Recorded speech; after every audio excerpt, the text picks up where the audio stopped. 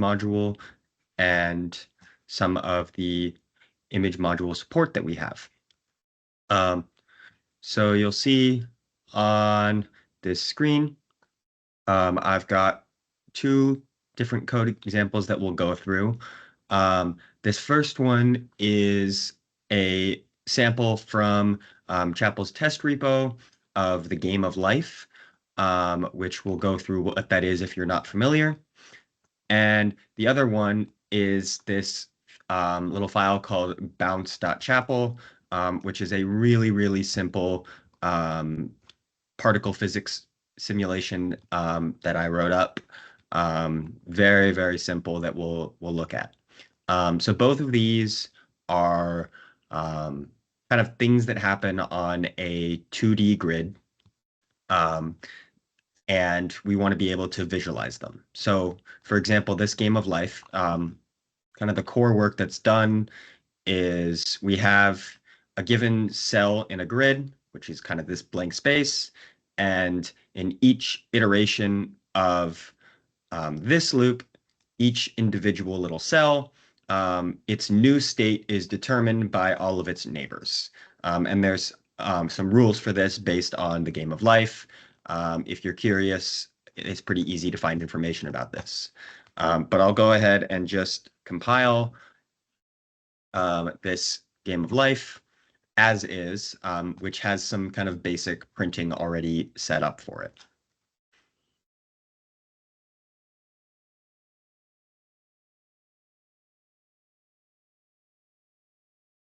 And so you can see it's kind of doing this ASCII printing, which works, is effective, but that's not very pretty. So we're going to use Chapel's image module to actually get some nice output from it. So essentially all we need to do, this is already set up to do printing. We're basically going to take out this print grid, and we're going to write our own new print grid using the image module. So the first thing we're going to do is we'll need to use image, and I've actually already done this at the top of the file, so we don't need to do that here. And we want to essentially, first things we're going to do is we're going to create our image, and we'll come back to that. And then we're going to write the image out. So we'll write the image, and I know this isn't quite right, but what we'll do is we'll go to the image module, and I'm going to go find the write image function. So I need to give it basically the file name, the format we're going to write it in, and our pixels. So file name is going to go first.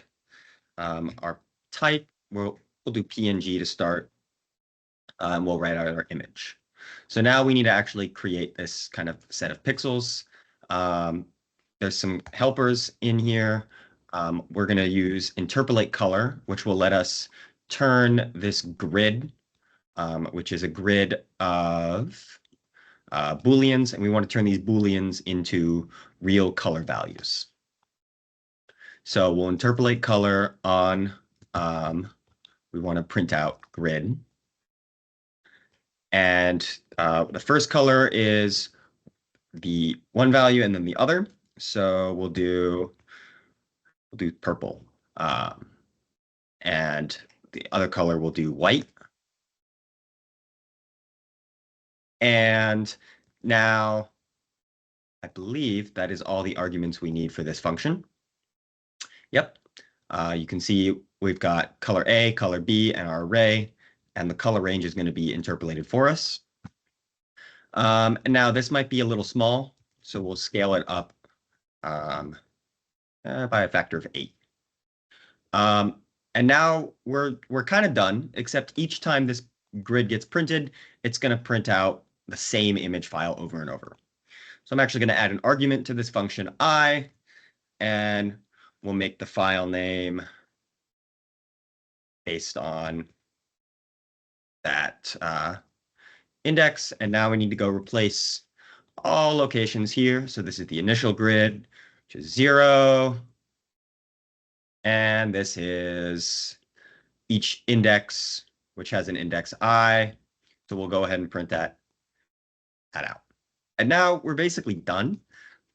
We can go ahead and recompile this.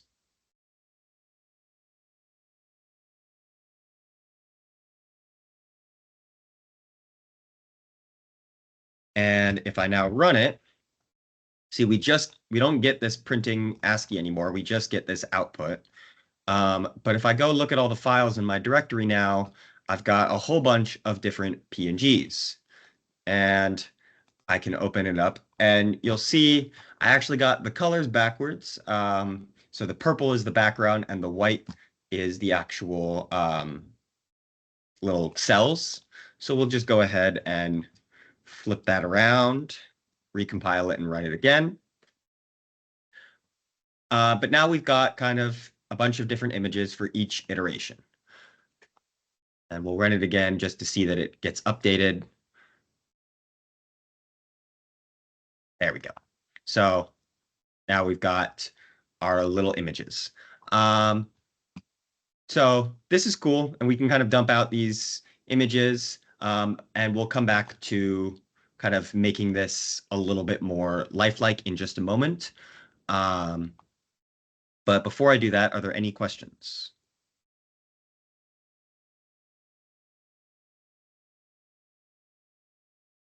Okay. So this is cool and all. We can kind of dump out all these PNGs. But I'd like to kind of see everything happen in motion. So I'm gonna, for now, comment this out. And actually, we'll keep this image because we'll still need it. But instead of writing an image, I want to make a movie. And of course, we could have some kind of post-processing that strings all these PNGs together and makes an MP4. But we can actually do that with the image module's media pipe. So I can create my movie equals, and you can see Copilot's already giving me the exact right thing to do. So we're going to make our movie. It's going to be dumped out in the BMP format. Currently, movies only support the BMP format. And we'll give it the full frame rate. All right. So now we've got movie, and now do movie.writeFrame. And that's all that we need to do. With the one exception of, so this is a local variable to this function. So I'm going to use something called static variables. So I can make this function static and turn this into a ref. And now this new media pipe will only be initialized on the first call into this function. And that's all I need to do. I can go ahead and recompile it. Hopefully I didn't make any mistakes.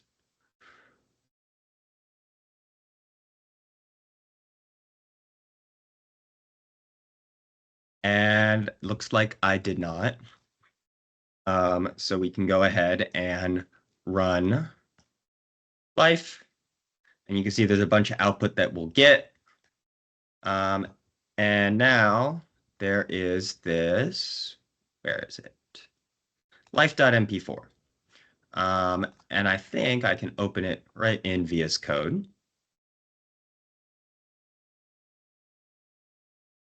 And so now we've got that same thing as before, but as a little movie. And this is a little short, so we can go up here.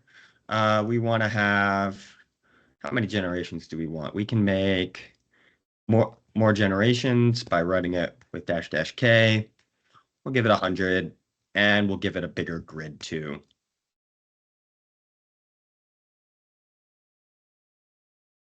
So now it's going to take a little bit longer to run. But we've got a much bigger image with a longer video kind of showing off the game of life. And you can really kind of see the patterns of Conway's game of life emerging. And I see there's a question. Yes. Very cool, Jade.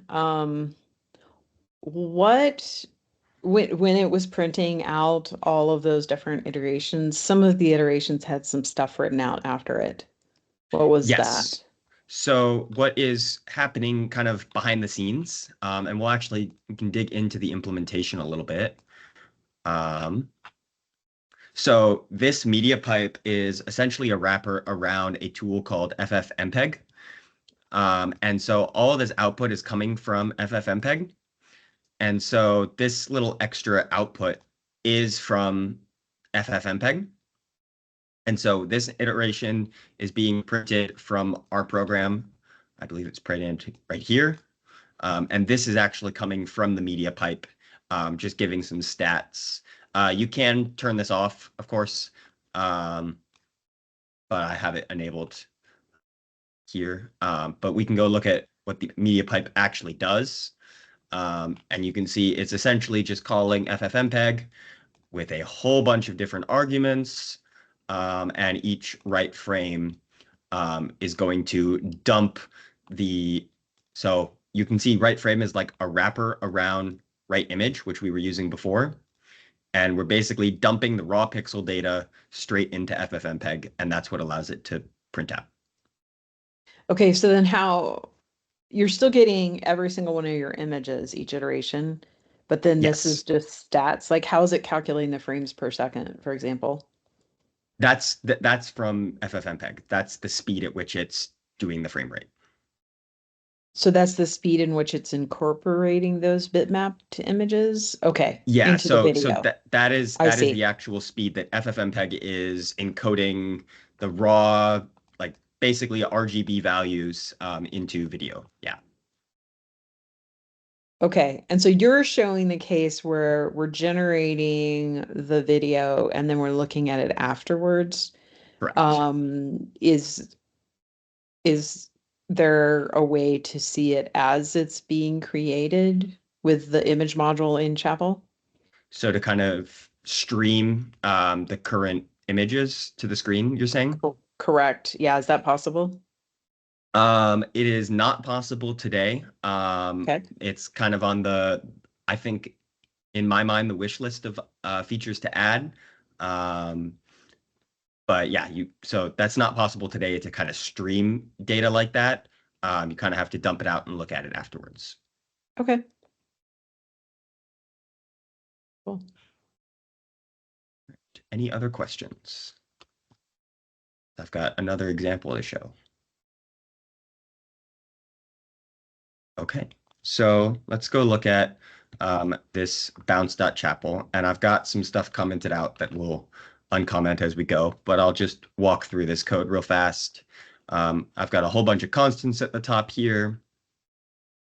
And here we're going to set up our individual particles. So again, this is a really simple particle physics simulation. We're not kind of worrying about the environment. There's no kind of collisions done between particles. It is just kind of a particle in a little box. And so each particle has, some position, it has a speed, and it has a height and width. And height and width are actually fixed. So that's a constant up at the top of the program here. But the speed and position are randomly initialized. So that is what this big loop here is doing, is it's using the random stream and initializing all of that. And then we're actually doing this computation. So for some number of frames, for all the particles, we are going to basically compute the next position of the particle. And so again, this is very simple. There's some basic bounds checking that gets done. That is what these lines here are for. Basic bounds checking that it hasn't collided with one of the walls. And if it has collided with one of the walls, it'll bounce back in the opposite direction. And then just update the position based on the speed. So there's really no acceleration, collisions, gravity, anything like that. And that's really it for this code. And you'll see we have this draw function, which right now is empty, but we'll fill that in a moment. So I can, of course, compile and run this code. Make sure to run with fast. But it's not going to do anything interesting because right now draw is all blank commented out. So just prove it. Yep, doesn't do anything. So what we're going to do is we're going to start with, we're going to draw like one little pixel on the screen. And to do that, we're going to kind of combine a bunch of different features because it's not really interesting to see little squares on the screen. You've already seen that, here you've already seen that we can draw little squares on the screen. Instead, we're going to draw a cat. And so what we can do is I have this little cat picture, a little grainy, but that's okay. And we can, using the image module, read in this cat.png. So we're just calling read image, which just takes a file name and an image type. And we can read in the cat. And now we want to replace particle width and height with the height and width of the cat itself. And so what is happening here kind of under the hood is that read image is just a 2D array of numbers. So it is a true chapel array. You can have it distributed. You can put it on a GPU. You can do whatever you want once you've loaded it in. So we can query the size of that array just like we would any other array in Chapel. So it's a 2D array. So we get the first dimension and its size. That's the height dimension. And the second dimension is the width. And again, we can get its size. We'll come back to that draw cat in just a moment. So the way that we're going to draw this is we'll start with kind of a blank canvas. So now you can really kind of see that 2D array syntax coming in handy, where we can just create a frame to use that is just a bare chapel array. This could be distributed. This could be on a GPU. It can be wherever you want. But this is kind of our blank canvas that we'll reuse and draw onto each time. And I've given it a hex value for each location. Now, looking at hex values might not be the most useful thing for you. So one thing we'll do is I'm going to, again, go to the image module. And we want to look at color to pixel.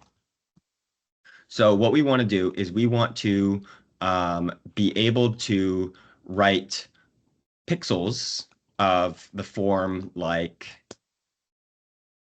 R, comma G, comma B, and we want to turn that into this. And so this helper is going to let us do that.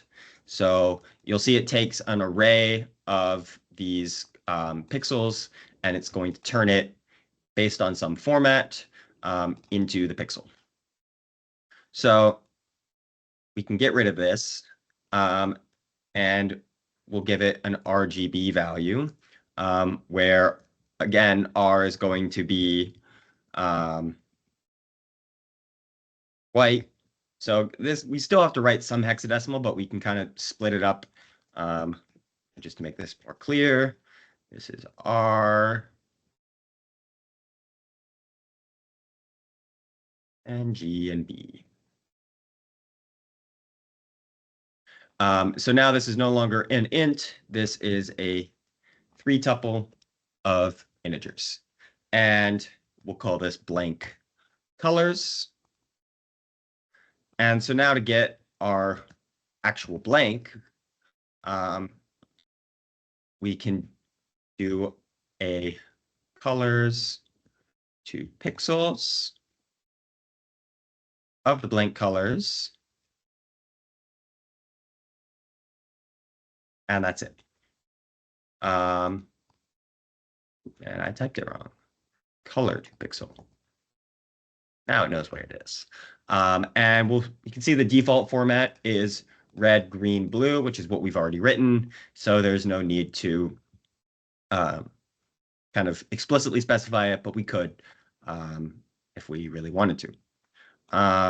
So now this is hopefully a little bit more readable, helps us maintain our code a little better, and is more familiar to people who don't kind of know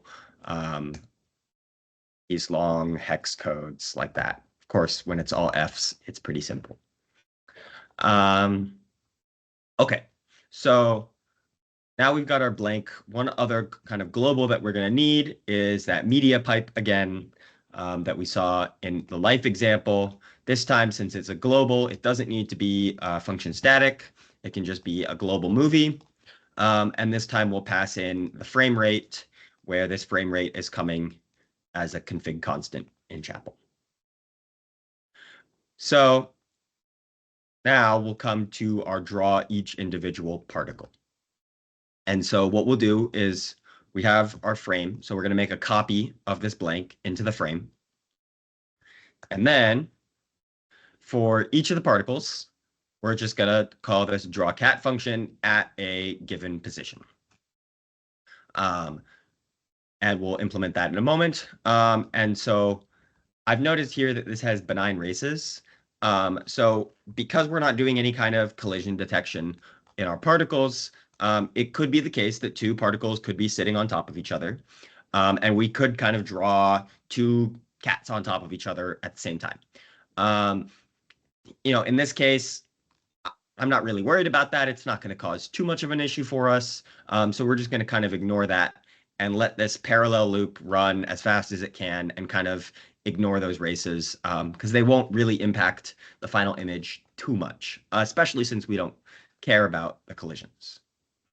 And then we'll add in that right frame. So we're progressively in parallel creating the frame, and then finally we'll dump it out to the video. And if we really wanted to, we could write this to just a normal file. I think the video is going to be more fun. So let's go implement this draw cat. And again, this is the power of using kind of Chapel arrays here, is draw cat becomes this really succinct array syntax. And I'll kind of break this apart a little bit to make it understandable, and then we can kind of understand what this kind of syntax, this powerful syntax is doing. So let's just keep this in mind, and we'll kind of write it out a little bit. And I see there's a question. Could you just make the font a little bit bigger? Yes, I can. Sorry. Is that better? Old. Thank you. Thank you. Yes. Okay. So let's keep this in mind, and I'm going to put it up here in a nice green comment so we can keep in mind what we're going to implement here. So what is this doing? So we've got some frame, and it is a 2D array. Be really explicit about that if we want, or we can just kind of ignore that. And we want to essentially copy our cat into the frame at a given position. So we could write like one value into the position. So have our const y is position 0 and x is position 1. So we can do y comma x is equal to some value. We can put 10. But this is only going to write one number. We want to write multiple numbers. So we're going to make a range where we want to say we want to start at this position and we want to write 10 numbers. So we can go write a range and we want to start at y and have 10 values in that range. And we can do that again. And so now this is going to write the same number 10 into all of these positions. But we know what the particle height and width of our cat is. So let's actually put that in there. So we'll put the particle height and the particle width. And so now we're going to write this value of 10 into the frame. And so this will work just fine. But this is going to write like the color value of 10, which I'm not even sure what it is. I think it's probably like a really dark black, just barely off from black. So instead, we're going to use cat. And if you remember, cat is an array.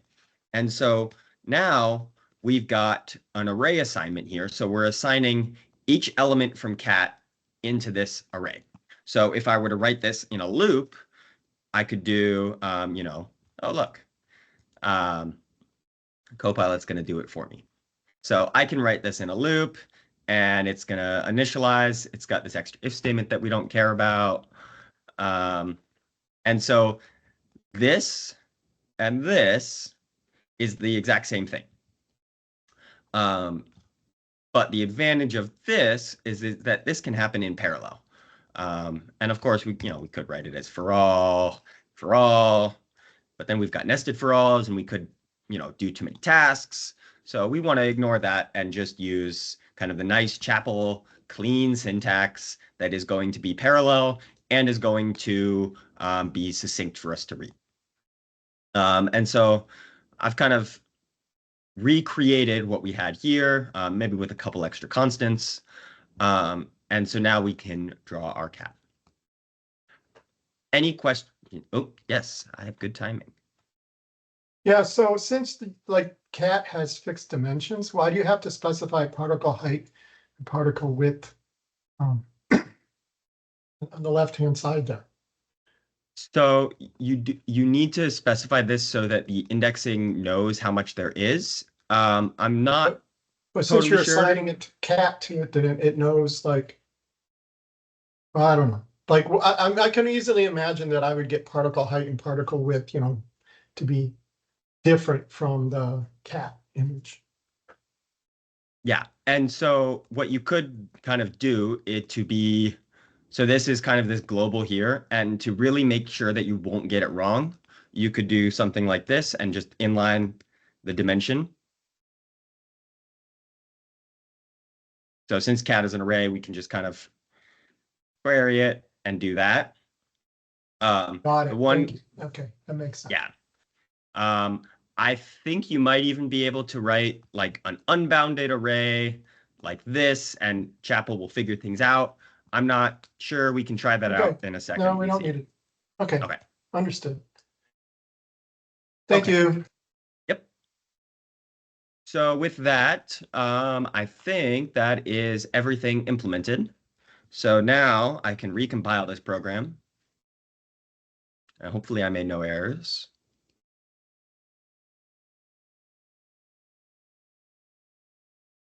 Great. And we can go ahead and run it.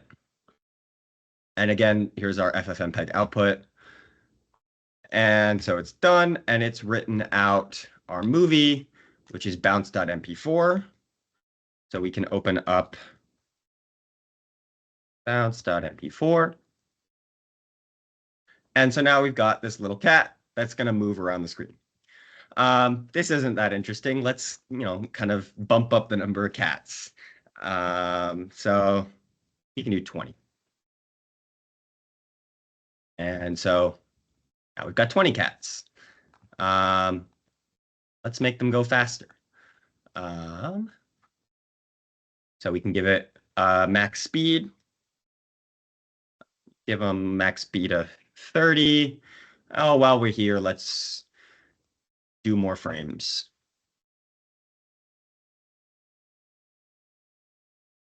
So that's going to take a little bit to run. We can watch this frame counter go. And now we've got a whole bunch of cats moving at much higher speed all over the screen.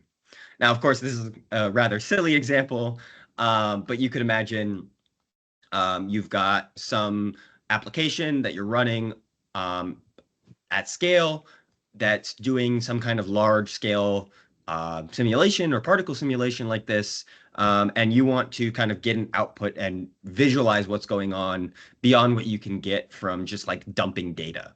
And of course, you could dump the data and do this in Python, but you can also do this directly in Chapel with the image module. Any questions? Yeah. Which of all of this is being done in parallel, if anything? So as much as possible. And let me see if I can actually show. Just run htop.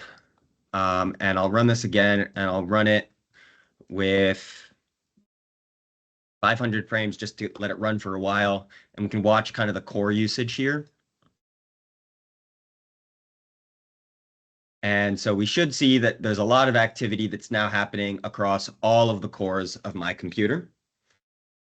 And that's kind of happening both in this particle simulation program, but also inside of the image module itself. So like we talked about a little bit, this is happening in parallel. We've got the particles themselves are initialized in parallel. They're running in parallel. And then in the image module, kind of some of these primitives in here. Let's look at color to pixels, for example. It's going to do some bounds checking. And then this is also going to happen in parallel. Yes, Michelle.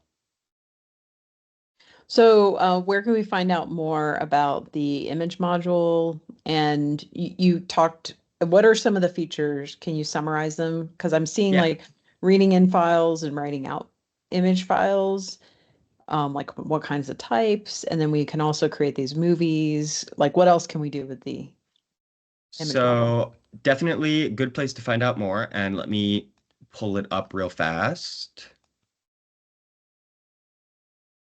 Is of course the image module documentation, which has some examples of this in its various usages, and there's some tests of this in the chapel directory. The Could other you put the place, link for that in the chat? yes, here.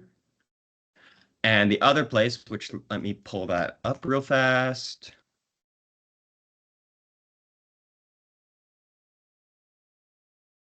Is the ChapelCon 2024 tutorial, which went through a bunch of examples of heat diffusion. And so let's look at just the basic heat 2D. You'll see there are these calls to write image in here. And you can kind of see some more in-depth image processing that's happening here to kind of write out that heat diffusion example. And I will also put this repository in chat. So as a brief summary of kind of what's available here, come back here and I'll just show this list. Hopefully that's big enough.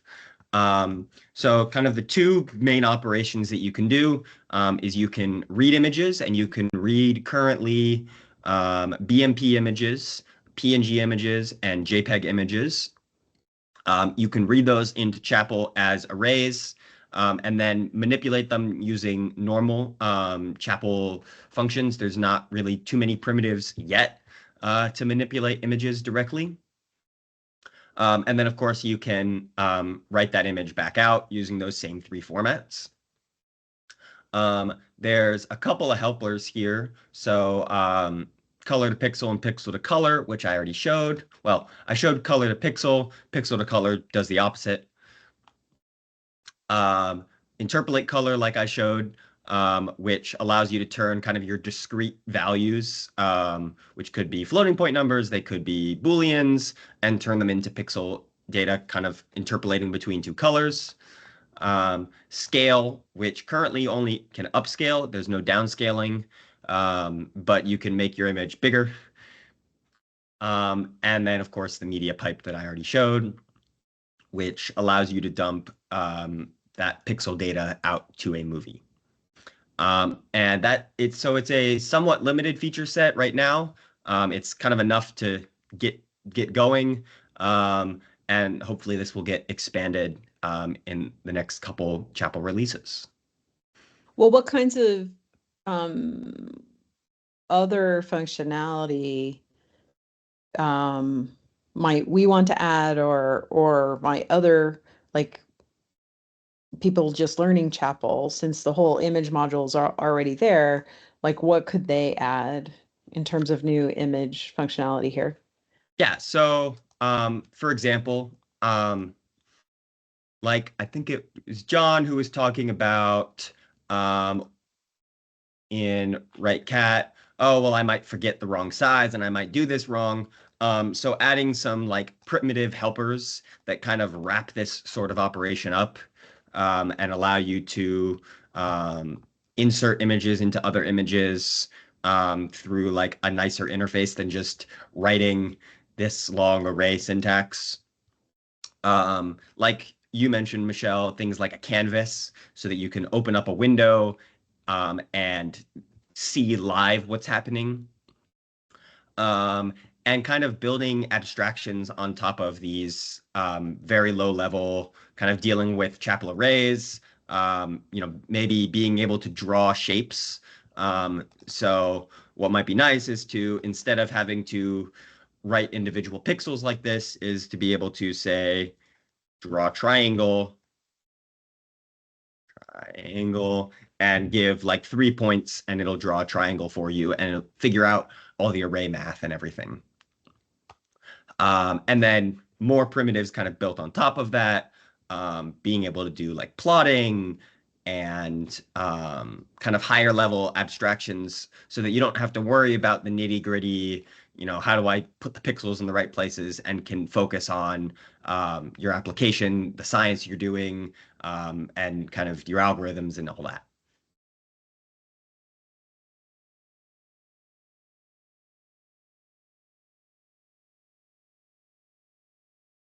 All right, any other questions?